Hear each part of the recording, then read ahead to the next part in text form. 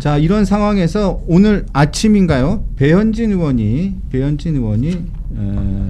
가처분 신청을 했죠. 당 중앙윤리위원회에서 당원권 1년 정지 처분을 받았는데 오늘 오후 2시에 아마 청구를 하는 것 같아요. 자, 요 부분 어떻게 될 것 같습니까? 어떻게 될 가능성이 있어 보이세요? 저는 이거는 뭐 배현진 의원이 원하는 방향으로는 뭐 절대 안 갈 거라고 생각을 해서 이런 가처분이라는 게 법원에서 판단을 할 때는 또 정당이기도 하고요. 그냥 거기에 절차의 내부 규정에 맞게 했느냐 아니냐 정도만 판단을 하는 거잖아요. 그런데 이제 배현진 의원 이번 징계건이 뭔가 절차적으로 안 맞았다거나 뭐 그렇게 볼 수 있는 부분이 저는 뭐 없다라고 봐서 이게 뭐 왜 하셨는지 모를 정도로 뭐 큰 의미가 없지 않을까 이렇게 생각합니다. 서울 남부지방법원에 했네요. 가처분 그렇죠. 신청을. 여의도 쪽이 관할이 남부여서 보통 거기서 많이 하고 배현진 의원이 오늘 가처분 신청을 하면서 본인 결국 1년 나온 거에 중요한 부분은 그 아동에 대해서 피해를 입혔다라는 거잖아요.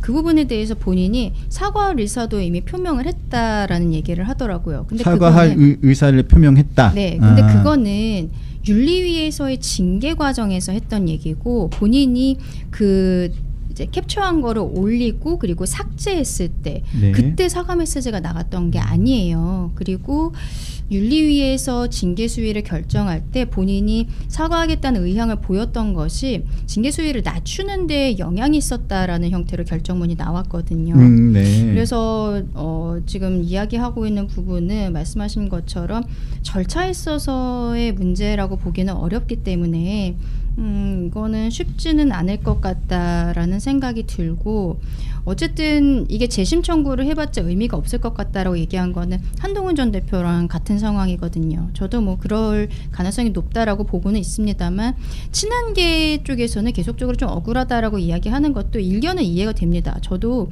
징계 수위가 제명, 탈당 권고, 당원권 정지 1년 이렇게 나온 게 생각했던 것보다 좀 높다고 봤거든요. 그런데 배현진 의원이랑 같은 날 한 명이 더 징계가 있었어요. 민병주 전 의원요. 네, 그 공천원금 받은 의혹이 있었는데 당무감사위에서는 당원권 정지 6월을 권고를 했는데 윤리위에서 제명을 했거든요. 제명됐죠? 네, 당원권 정지 6월과 제명과의 간극도 굉장히 커요. 그러니까 지금 윤리위 자체가 좀 징계 수위가 높게 나오는 게 아닌가 싶고 또 반대로 보면은 조금 제가 말이 길어지는데 고성국 씨에 대해서 서울시당 윤리위에서도 탈당 권고 결정이 나왔거든요.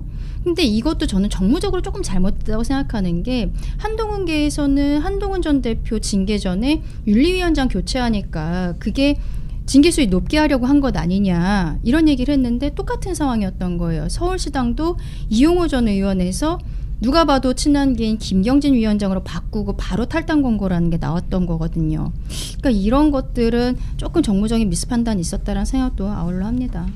그러니까 실제로 이번에 뭐 친한계에 대한 징계 국면에서 징계 수위가 좀 높지 않나라는 얘기는 많이 있었어요. 예를 들면은 뭐 저는 개인적으로는 굉장히 비판을 많이 합니다만 김종혁 최고 같은 경우도 뭐 과도하게 뭐 파시즘 뭐 이런 표현을 썼기 때문에 당원권 증여 뭐 1년이다 뭐 이런 식으로 나왔었잖아요. 결국 나중에 제명까지 갔습니다만은.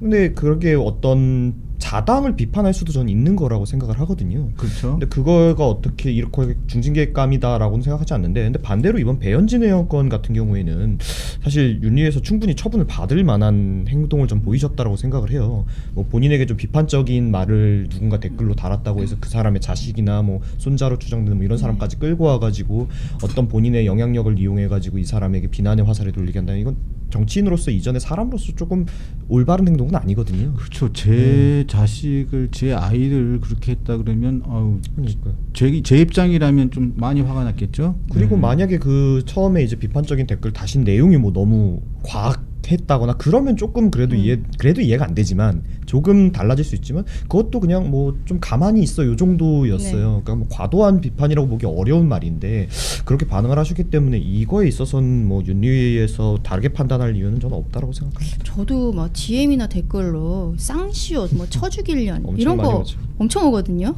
저도 엄청 와요. 네, 전 핸드폰으로도 많이 와요. 그거 캡처해서 그 올리고 싶은 전화번호 마음 바꿨어요. 들긴 하잖아요. 네, 전화번호 바뀐 건 모르죠. 예, 안 번호 알려줄 지난번에도 거예요. 안 알려주셨잖아요. 안 알려준다고 하고서는. 안 알려줄 네. 거예요. 텔레그램으로 해요. 알겠습니다. 네.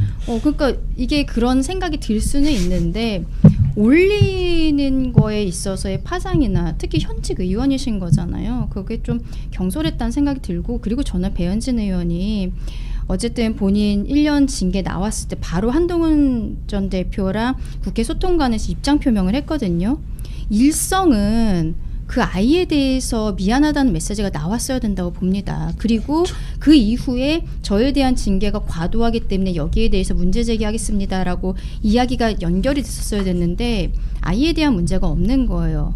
그러다 보니까 일각에서는 한 전 대표에 대해서 그 아이에 대한 그 피해를 지금 사과도 안 하는 사람 거기에 왜 같이 가는 거냐 이런 얘기까지 되는 거거든요. 결국에는 배현진 의원의 그 행동이라든지 말 이런 것들이 한 명에 대한 평가보다는 지금은 워낙 이제 양갈래로 갈라져 있다 보니까 친한계에 대해서 공격의 빌미를 줄 수 있다 이런 생각들도 드는 거죠.